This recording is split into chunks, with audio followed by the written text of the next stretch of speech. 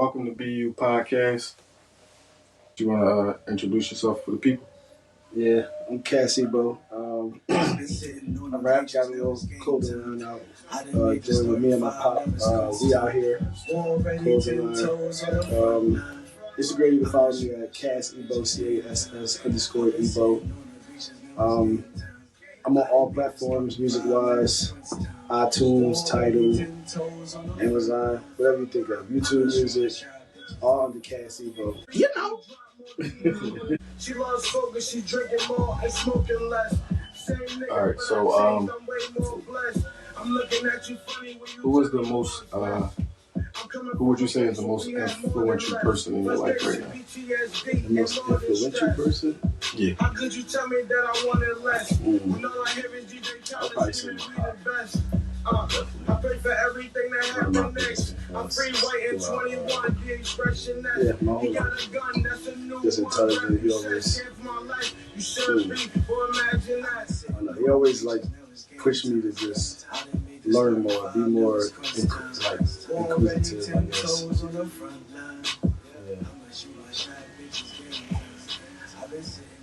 You know, that's a good thing that you said that, because a lot of younger people and the younger generation around our age and a little bit younger don't really have a father figure, Right.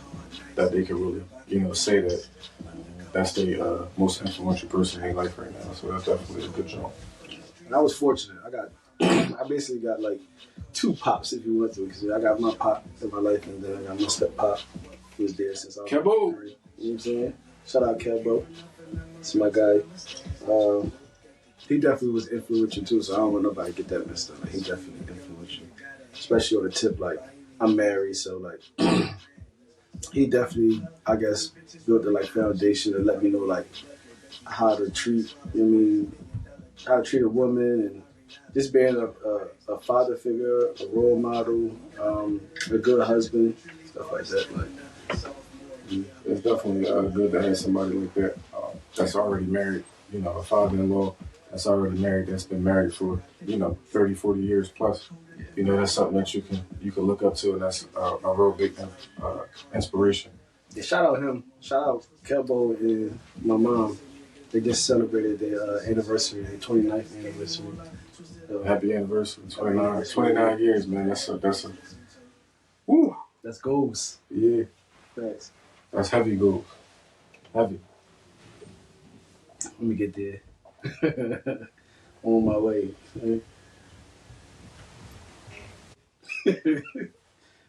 What is your best piece of advice you think that you could give to younger black men growing up in a community? And what you mean, like in what regard?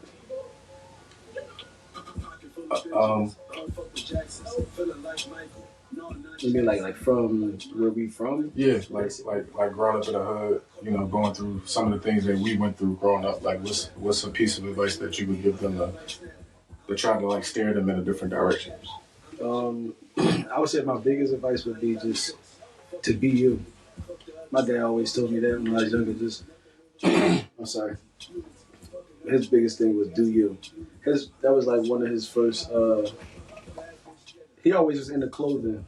Like, my parents' period, they like stylish. Wow, they like clothing, so that's where I get it from. But his first like clothing line was like do you. He like switched it over to like we out here, basically what you see right here. We out here. But just being yourself all the time, like no matter what nobody think of you, nobody feel about you. Because a lot of people influence in the hood, like they want to be like everybody else, and they want to follow suit, basically.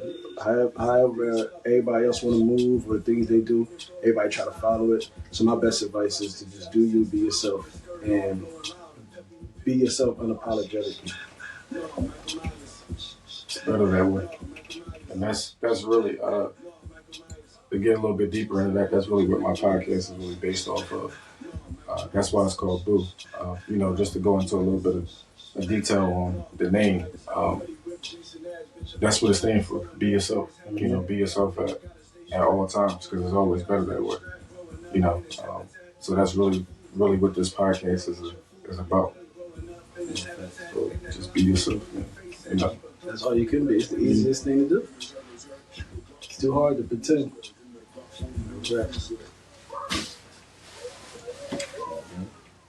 What would most people say that's absolutely untrue about you?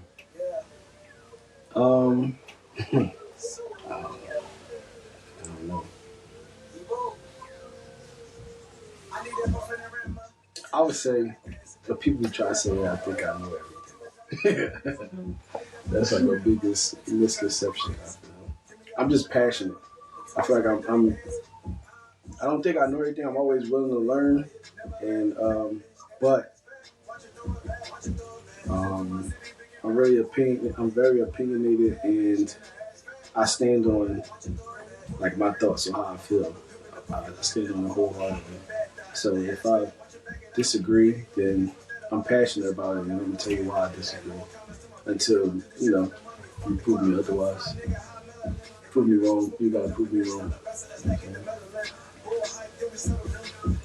That's right. That's right. You think it's a stigma? Yeah, that's Sure. a stigma. It's a stigma on men. We automatically labeled as we think we know everything because we men. And we do. Most cases. We carry it. You know what I mean? We carry it. That's what we're supposed to do. We're supposed to carry it for our ladies, our families, our kids. Because we the providers, we the leaders. You're supposed to be that way. Humble though. Humble. Definitely humble. What would you say the best thing is about being a black guy? The best thing about being a black guy? I don't know. It's not one. And we're not talking about statistically or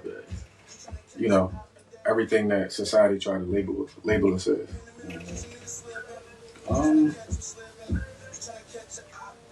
know. It's I don't know. It's amazing, babe. But I don't think it's nothing negative. They try to paint us. They try to paint the picture of negativity, but I think it's everything positive. I like being, not necessarily like being hated, but like envy. I feel like as black people, we envy. They do as much as they can to like tear us down, but we always make it through everything. So I don't know. I love everything about being black. It's great they try to knock you down. Absolutely. Do you think, or do you have a problem with rather one of your homies or some random person off the street calling you bro? Do I got a problem with that? No, I wouldn't say that. I don't mind. Nah, you do? It depends. Everybody can't be your bro. That's true. But Speaking of those contents, like that word is just thrown around. Like it's always just thrown around for free. Like as soon as you meet somebody, like if you met somebody off the street that you or in the supermarket when you walk in, just because you black, they gonna come up and be like, what's up, bro? Yeah. I mean, bro, I feel like it's I think bro nowadays is like a term of endearment. Like they just say it like what's up. It's like just saying what's up to anybody, bro. When you just be like, yo, brother. Like when people come to you and be like, that's usually when they try to use you and need some help, my brother. But when you look at it like deep, when you really look down deep into it, like everybody calling you bro is not.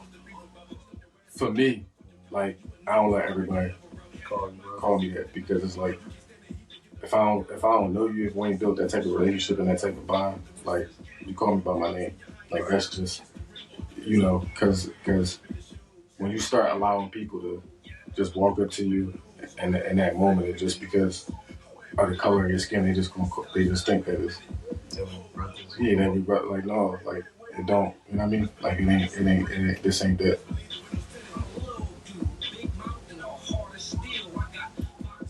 Yeah, I understand that. I understand where you're coming from. I don't know. I didn't think that deep into it though. But you're right. Everybody not your bro. Everybody not that close to you. Be able to say something like that to you. Don't go start bitch slapping people now. Huh? Don't go bitch slapping people. Yeah, I ain't saying it like that. You know, you get mad at somebody when you're in the supermarket at aisle 9. Somebody walk up to you. My man, bro. Like, yo, bro, you about to buy that? Like, no, I ain't saying do that. You know what I'm saying? Yeah. Everybody definitely use that word freely. Like, bro, it's like just throwing around regular. Yeah, what if a white person call you bro? They always do that though. Like, white people just be like, they just be like, bro, all the time. That's what they. I feel like that's where it probably came from, and then it just started like being universal. Like even before it became popular, like just be like, yo, bro, or sis, like. Yeah, don't call me sis. So much all the time. Besides religion and politics, which topics gets heated in a circle of your friends and people you affiliate with? Which topics?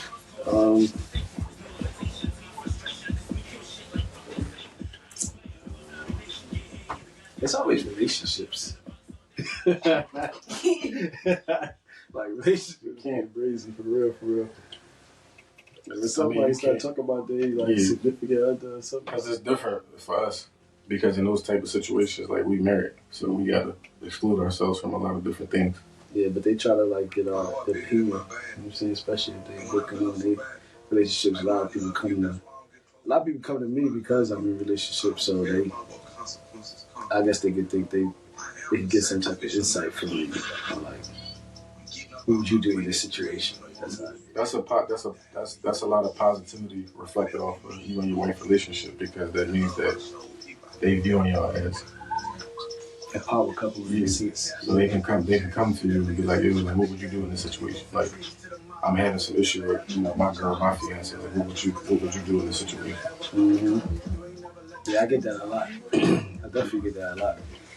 We get it. We get it too. But, sometimes it get a little nerve-wracking. Yeah, a little like.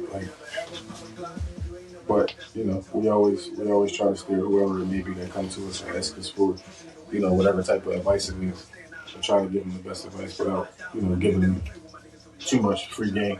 Yeah, thanks. Well, we got a lot of experience with the longevity of the relationship. Like the experience played a big part. That's probably why you can relate in so many ways. It'd be a burnout. It'd be a burnout. I don't know. Me, I feel like I like a couple of people though. Unless they keep coming to me with the same problems, then it'd be annoying because now you're not listening. Nobody ever gonna listen. Nobody ever gonna listen. And they gonna hear you, and they still gonna just walk away and do whatever they want to do. After they done wasted an hour or two. I know a couple people out there. Y'all know who y'all is. Y'all be listening. That shit be ready to be out. Don't X me no more. So how do you feel us as black men is being perpetrated in the media? Which people? Us as black men being perpetrated as who? Or what? In the media. Like, what do you portray? I'm sorry. But I don't think I just evaluate a little bit more. Like what you mean? Like how do you think we're viewed on the internet, news, politics?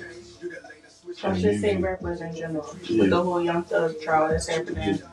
And you being a rapper yourself. Yeah, you being a rapper yourself. So, I feel like you could really speak on that, because a lot of these rappers out here, that rap about whatever they rapping about, they get into something, and the DAs and the judges and all that, they try to use their lyrics against them.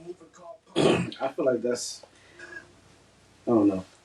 I don't like that in a sense, because when you think about music, like a lot of it is exaggerated. So it's not like, if you talk about what you did, what you really did in life, that's kind of crazy. Like, you shouldn't be saying none of that shit on, like, in music if it's something you really did. But a lot of it is exaggerated, like it's entertainment. So you should take it as such. Like just like that's like an actor acting in a movie. You don't really think he's like that. That's ridiculous. Everybody know music is an art form. People tell stories. People make up stories. Like I don't think music should be taken as literal as they try to make it. And as far as like the hip hop police or whatever, like I think they just be targeting rappers. Period. Preferably black rappers. Like they'll never do that to any other genre. It's always rap. Rap. If you're a rapper, they target you. They take literally what you're saying. But any other genre, they don't act like that. This is music. Yeah, then ain't nobody locked up Eminem for saying that he put his mom in the fucking closet. Talk about raping his mom and shit. they cancel him. Like that's crazy. Killing people's kids and shit like that. Throwing them in the trash can and he make it wrong. And it's fire to them.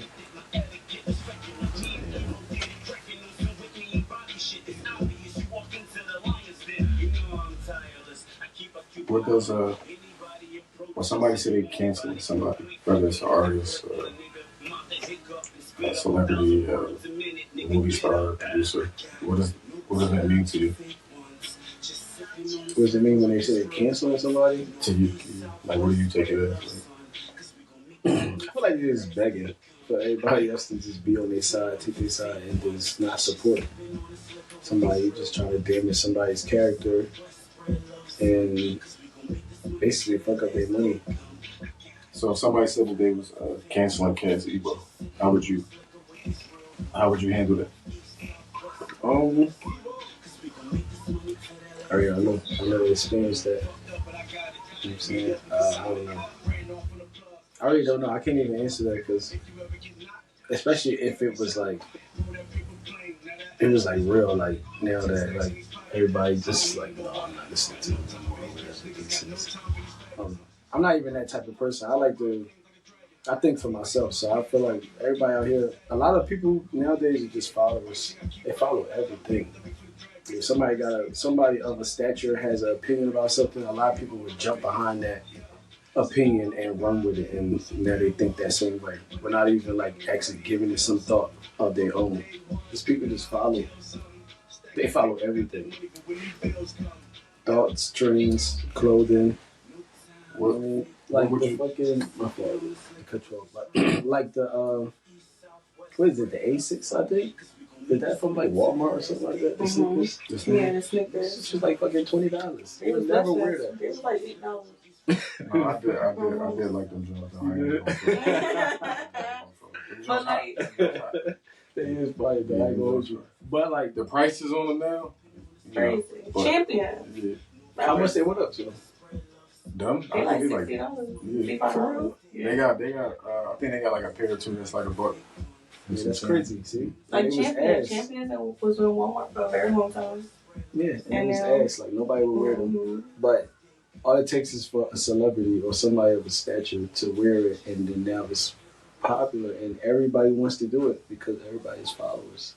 And it's not even a celebrity; it's a stylist. That's the stylist. But I mean, celebrity shape, like say. That's how I feel. Like if I wear something, it's because I like it. Mm-hmm. Like even if it's like something cheap or if it's designer, like I'm not too big on just because the name is the name. But if I like it, I'm gonna go buy it, no matter the price of it, just because I like it. Mm-hmm. I mean, I want it. I really want it. But I'm not gonna do it because everybody else is doing it. You know what I'm saying? Like, everybody else say this is fire. 2024, we promoting, our own brand. Black owned brand. Shout out to our accountant. Yeah, shout out to my sister, Iconic, and almost every interview I do, you're going to even see me with the Iconic brand on. We out here brand. We out here brand. And no lack. We gonna shoot to try to have those fits on every time I sit down with somebody and interview. If you're a black artist that has clothing that you would like to promote, we'll definitely put the fits on for you. Definitely support black owned. So everything that you just spoke about in terms of canceling, like, do you think that everybody following what's going on in the media, on social media, the internet? and all the politics. Do you think that that plays a huge part in what's going on in our communities right now? Yeah, because I feel like the younger generation push the envelope too.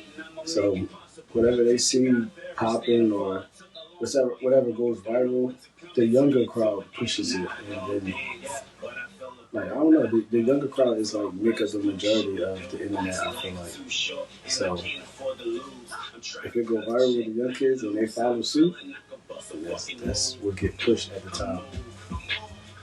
But a lot of it's quick too, like instant gratification. Like once they like it or they go viral, they'll follow suit, and then next thing you know, they on to the next wave.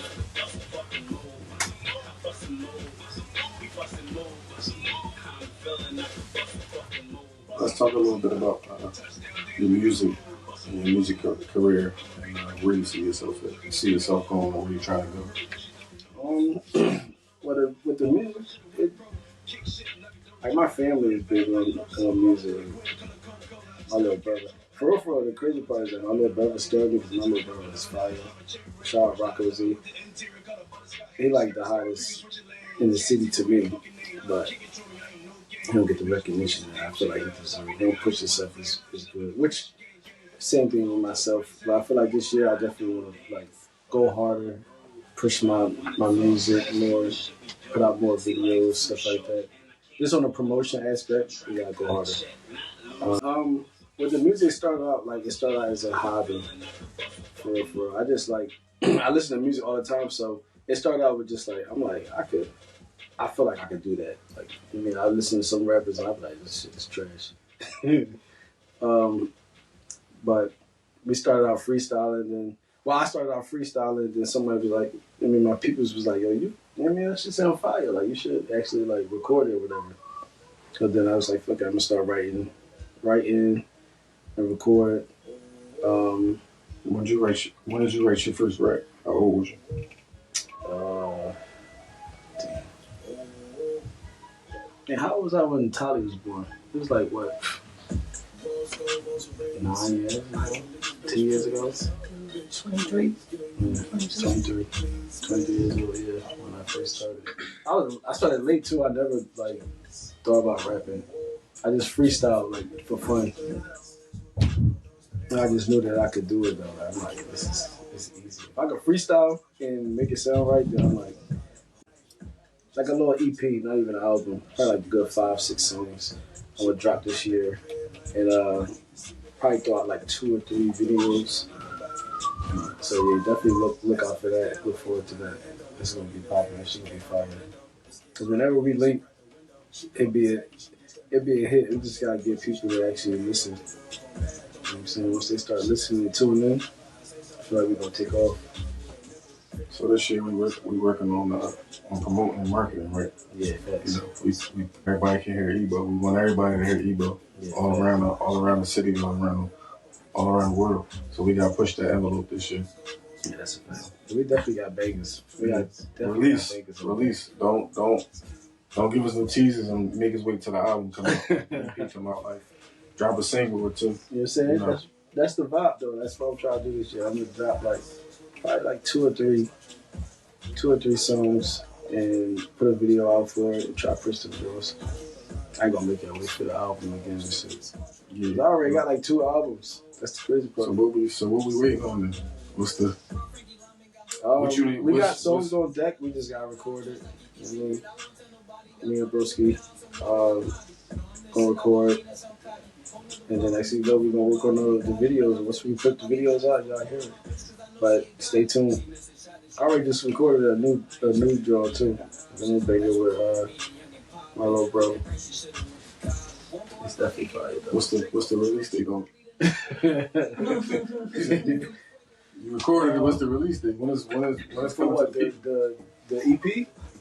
You just said you released it. You just recorded something. Yeah, I definitely just recorded something. So we in February. Fuck it, I'll probably drop a video like April. All right. So we I'll gonna drop put an a official video. date on that, or we just gonna say April? Drop a video on my brother's birthday. So what's that? What? Tell the people the date, man. You don't want to spoil it. You ain't trying. What? April 24th. Yeah, April 24th. So we pushing the envelope on that. Yeah. Ebo dropping April 24th. Song and video. Song and video. Thanks. We going to work. All 2024. How many singles or tracks you think you gonna put out this year? I'm thinking 3. Definitely 3. 3. And visual. 3 songs, 3 videos, 3 singles basically, and then we'll drop the EP this year. Probably drop 2 videos before the EP drop. Drop the EP and then maybe one more video before the year out. We'll try to go hard this year. Yeah, we ready, man. You know, you got a lot of bangers, man. You got a lot of that Brazen Jones was to me. That was one of the best Jones. Capping, I like that. Yeah, that's my shit right there. Set tripping, that was my shit too. Brazy, that's my favorite. I ain't gonna hold you. That Tatiana Jones good too. You know, that was just a freestyle. See, most people don't really, that was just a freestyle. You didn't really push the envelope on that joint, but that joint was a good joint. Yeah, I did that joint. My shit, Michael Myers. Michael Myers, I remember you had hit me for the mask for the video. Nigga never came and got the mask. I'm like, I guess he gave up on that joint. That was a good joint though. Yeah, like, Michael Myers definitely shot the video. Like that was we still gotta do that. I ain't even going with you. No, I'm ready. Look, I just found my Halloween. Dickies. This year we My I just found that joint. It's right. 24. We could release the video for that just because for the chorus. That's my favorite Halloween movie. Every year, faithfully, I dress up. Mm. That's Michael Myers. Every year, faithfully. So like that track. to pull that. We gonna have to. We gonna have to. That's the Halloween move. So 34 videos. Let's let it go. Yeah, let's do it. Shout out to all. It's a lot of artists that's coming out of this city. So we definitely want to shout all the up and coming artists out of Philadelphia. What would you say makes you stand out from all the other up and coming artists out of Philadelphia? I would say because I'm authentic. I'm just me. It's like a podcast. I just do me unapologetically. I don't act like nobody else. I act like what I'm not. I don't cap. Yeah, you listen to my music, and I feel like I'm definitely versatile. Like I can give you a little bit of everything. Like I got all type of songs for all different type of genres. And you just got to tune in. Cassie, look me up on all platforms. You're gonna see. Just listen to it. And you're gonna find something that you like. You're not going. When you listen to my album, you're not just gonna listen to it and be like, damn, I don't fuck with this. Like any type of music you like, I got a song for everybody. And you're gonna like it. I promise. And it ain't ass. Like my music ain't ass. Like if you rap, and you're a rap type dude, like you like bars, and you listen to my music, like you wanna hear bars, you gonna hear bars. If you wanna turn up, you turn up. If you got something for the ladies, I got something for the ladies. You want some sexy shit, I got some sexy shit for your ass. I'm trying to tell you. All you gotta do is listen. What's your number one motivator? What motivates you most? But To motivate get up out me the is bed, to continue to do what you do every day on a daily basis. I feel like my wife, my kids, that's my biggest motivation. That's been my motivation from the start. Like, my oldest daughter was my motivation initially. And when I met my wife and we had our first kid, like building a family, that was just my motivation all the time. Like, I gotta make sure they good no matter what. So as long as they straight, as long as we like above water, I'm trying to get us in the clouds. You know what I'm saying? I'm trying Yeah, that's always the goal. soaring in the clouds, but as long as we stay afloat, that's my main motivation. That's what makes me go hard every day. But shout out my oldest daughter, Naima. She saved my life. I feel like she saved my life because I was headed down like a crazy dark path. You know what I'm saying? Like some people, I just gotta put that out there. Like, I definitely didn't come from a bad household. Like I had everything I needed with parents wise, but when we moved out, because I'm from the North Philly projects, down the street, and like Johnson Homes. But we moved up into like Army. We was by ourselves. Like I was used to being around all my family, my cousins. You know what I'm saying? So I got backup. Up there, I ain't had no backup.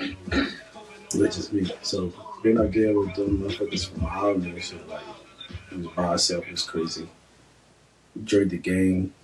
I mean, all the dumb shit that you could have did. Like that's what I was doing. And I was out there just being reckless. But when I had my daughter, Naima was born, and like her mom basically was like, it's either your daughter or you stay in the streets doing all this nut shit. Of course, I chose my daughter. You know what I'm saying? So I'm like, I just got Real nigga shit.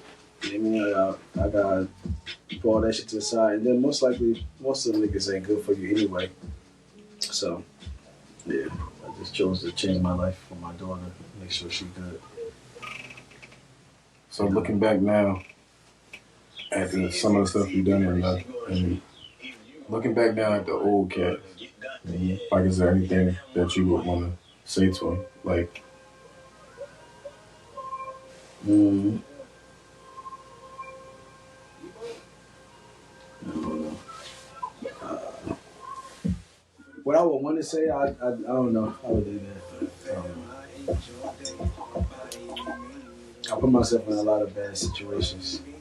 Made a lot of bad choices. But it made me who I am today, so I feel like they always learning experiences. So I wouldn't change. I wouldn't change nothing. Only thing I would say, I would probably just listen to my mom more. I think you But yeah, I'll definitely listen to my mom.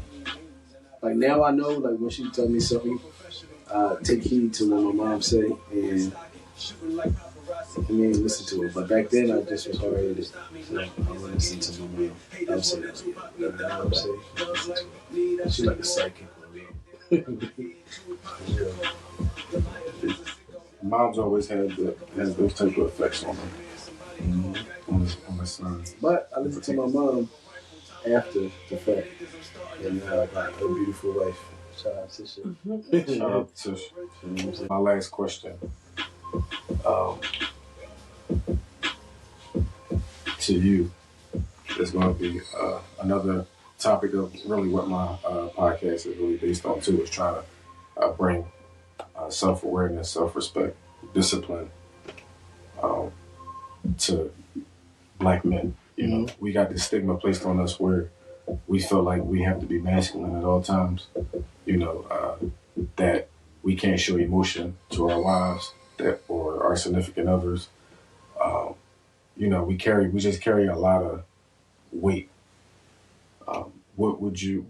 The first one is, what is your definition of self-care for a black man? Like, what do you do to self-care, to self-soothe, to heal from trauma, pain, depression, anxiety, or whatever you went through in the past when you was growing up? I do.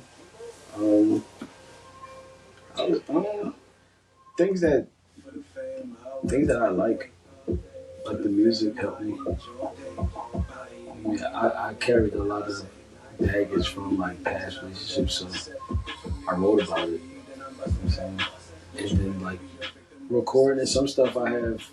Sometimes some stuff I recorded and it's just like for me. You know what I'm saying? Like it's not even out, and I just listen to it and it just like helped me cope with past traumas. But not talking to my wife. She was my best friend, so I could use her as an outlet, talk to her, and just, sometimes you just gotta get it out there. Like some people try, I feel like as men we try to hold shit in, and you feel like you can't cry, but my wife, she can cry. She's probably one of the only people that seen me cry. So sometimes you gotta have a friend, you gotta have somebody to talk to. So what would you say to the people that don't have a wife or family or somebody that they can actually talk to and have that crying shoulder? Like what would you say to them? Like how to deal with their emotions as a black man? Like what type of outlets? Do stuff that make you to take your mind off of it. I would say work out, do some type of sport, anything that makes you happy. Just focus on that as an outlet. That's how I feel. What's your thoughts on black men seeking therapy? I think if you feel like you're to the point where you need it, then you should do it. You should definitely seek therapy. There's nothing wrong with therapy. A lot of people take they try to look down on certain shit. Everybody needs an outlet. The more and more you hold shit in, you're gonna hold it in till you implode. So everybody needs release. You need whatever outlet you can utilize to release those traumas and anger that you got built up. You should utilize it. But that's why I always say you gotta do you. You gotta be you. Like stop worrying about what everybody else thinks. Everybody else's opinion doesn't matter. What works for you works for you. And then that's how you should just live your life. It's too hard to try to please everybody. You could never please everybody. The most important person to please is you. And if you don't matter to you, then it don't matter to anybody. Absolutely. In regards to the question about me asking you about how do you feel about black men seeking therapy, like I was one of those people that looked down on therapy. That really I'm not going to therapy. I'm not about to have nobody judge me on my life trauma and my relationship and all these type of different things that I was going through as being a black man. It took me a long time to accept a lot of different things that I went through in my life growing up, and my wife helped me see the bigger picture and explain to me that therapy work. Like the only way that you're really going to be able to find healing from real life trauma is if you open up to be able to talk to somebody about it, and then as you're talking to somebody about it, to actually open up, share what you've been through, and talk about it. And then after you talk about it, put a plan in place, to be able to find acceptance and forgive those who did something to you, and forgive yourself if you cause trauma to somebody else. This year, 2024, it's my year of acceptance. I'm accepting people, things, places, I'm accepting everybody for what it is. Acceptance is key. Once you accept somebody and you accept the things that you've been through in your past, look, I did that or I didn't do it. Accept it. Move on. Try to figure out how can you deal with it and how can you heal from it, just by accepting that it happened. And my therapist really showed me and helped me heal. And I holding on to all that. Yeah, I was holding on to a lot since 2009. I never really found closure in my situation, being incarcerated, going through what I went through. I never really talked about it to nobody for a long time. So it's a lot of different things that I went through and a lot of different things that I put my wife through and my family, because I didn't really know how to deal with it. I didn't know how to deal with it. And, I was fighting demons for a long time, and I finally realized, talking to my wife, and we went through some things, and I just, therapy. Like therapy is really therapeutic, you know. And it helps I me. never went through that, but that's why I said my therapy is, talking to my wife. It'd be enough for me. But, to each his own. If you needed that, you needed that. Like, nobody should look down on people for going to actually, like, talk to somebody professionally. Because sometimes all you need is, like, some people just need somebody to hear them out. And then Somebody that's not going to be biased, though. Because, like, for me, like, I could talk to my homies, my best friend, whoever, but it's always going to be a sense of bias somewhere when you're talking to family and friends because they're your family and friends. So it's always going to be that stigma and that thing where it's just like they're going to listen to you and they're going to give you the advice that you may want to hear, but you also have to understand that there's always going to be that bias because you know that person. When you're talking to a stranger that don't know you from a can of paint, they can't judge you. Yeah. There can't be no bias because they don't know you. They don't know Cass. They don't know like they can't. It's nothing that they can say, do. They don't know you. Yeah. They probably don't even care to make you feel good. Like they're just gonna tell you how it is. They're gonna tell you reality and what you need to do and how to fix whatever situations and trauma that you're going through. Trauma is real. Depression is real. Anxiety is real. And a lot of black men don't really take it serious, but it is. And I'm speaking because I've been through. Like I dealt with it. Like I really dealt with it. I was in a dark place for a very, very long time, and that's what really sparked my inspiration to really do this. Outside of one of my best friends that passed away. This is what really sparked me to do this because I really got a story to tell. Like I really dealt with depression, anxiety, trauma. Like because I never. Anxiety is. So, it's different when you really got something to talk about and there's really a meaning behind it. Like, and I'm really just trying to push the pad and push the needle on like spreading self-awareness, self-respect across the community for younger black men and black men our age that really don't have no guidance and they really think that, they following that stigma like, it's not cool to cry. Like, we can't cry. Like, it's That's okay. That's why they're so angry. Yeah. They just holding it in. You gotta be tough all the time. Yeah. It ain't no need for that, man. Like, just be you.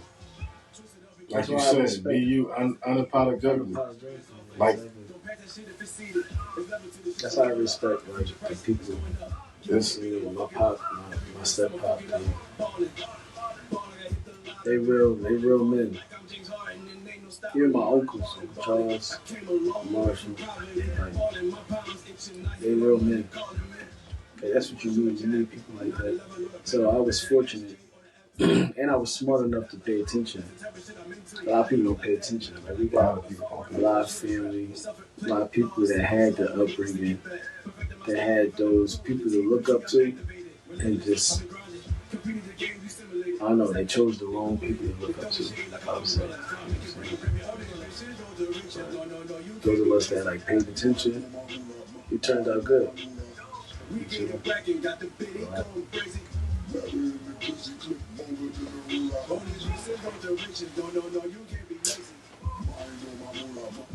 So, the last question for Bupodcast that we're going to ask everyone, because we want you to take your time, think about it, and take it home with you, and look at life and how other black men move around you, so that you can ask them the same question, for it to become a pattern of black men actually opening up and thinking. Mm-hmm.